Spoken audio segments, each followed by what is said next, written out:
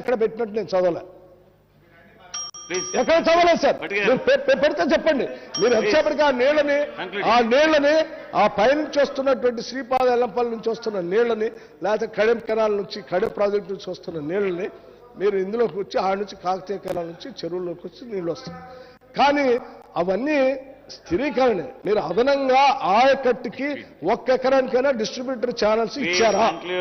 ఇస్తే చెప్పండి అంటున్నా. నాకు తెలియదు కాబట్టి అడుగుతున్నాను, చెప్పండి చూద్దాం. అట్లాగే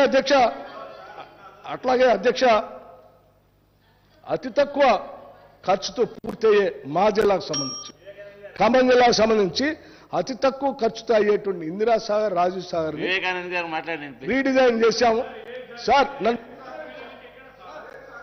కంక్లూడ్ చేయమని చెప్తా ఉన్నా కదా భట్టి గారు, ప్లీజ్ కంక్లూడ్. సార్ నేను నేనేమైనా భాష తప్పు మాట్లాడానా, తిట్టానా, లేకపోతే అడ్డగోలుగా మాట్లాడానా?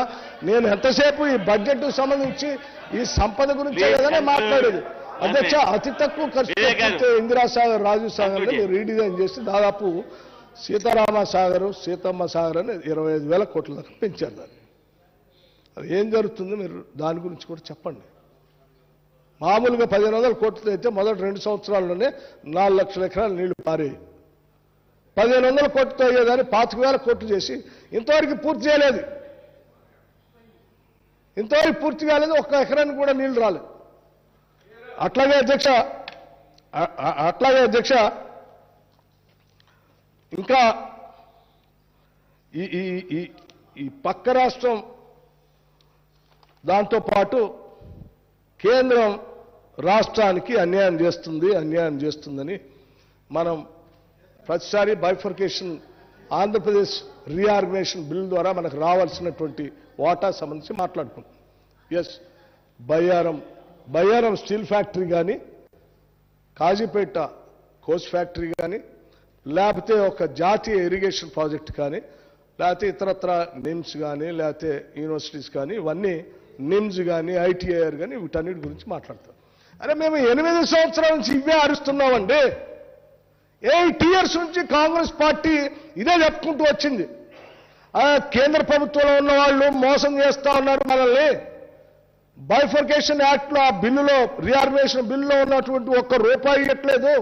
మీరు పోరాడండి, కొట్లాడండి, అవి మనకు రావాల్సిన హక్కు మీరు మాట్లాడట్లేదని అడిగాం.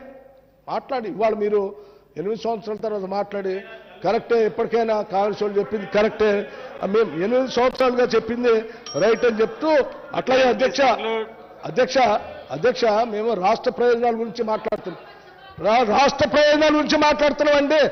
కేంద్ర ప్రభుత్వం మీద స్పీకర్ సార్ కూడా చిన్న రిక్వెస్ట్, కేంద్ర ప్రభుత్వం మీద ఒక్క నిమిషం, మీరు ఒక్క నిమిషం. మీకే మీ ఎంపీలు 2 3 ఎంతో ఉన్నారు. ఎన్నడైనా పార్లమెంట్లో కోచ్ ఫ్యాక్టరీ కానీ, బయ్యారంది కానీ ఎక్కడ మాట్లాడిందయా? ఏడ ధర్నా చేశారు? ఒక్క నిమిషం వినండి. మా పార్లమెంట్ సభ్యులు వినండి ఒక్క నిమిషం.